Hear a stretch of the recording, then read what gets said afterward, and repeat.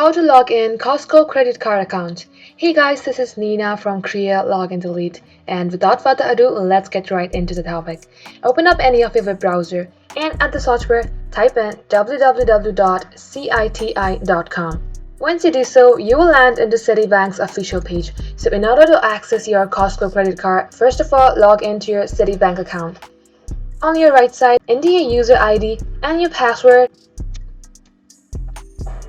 If you want to confirm your password, click onto this eye icon and you will see your password.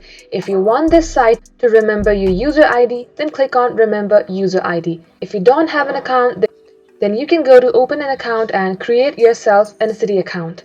Once you have done that, click on Sign In. And soon after, you will get logged into your Citibank account, which will allow you to access your Costco credit card. So that's the end of today's tutorial. If you'd like to see more videos on this, then do comment down below and we will see you in our next upload.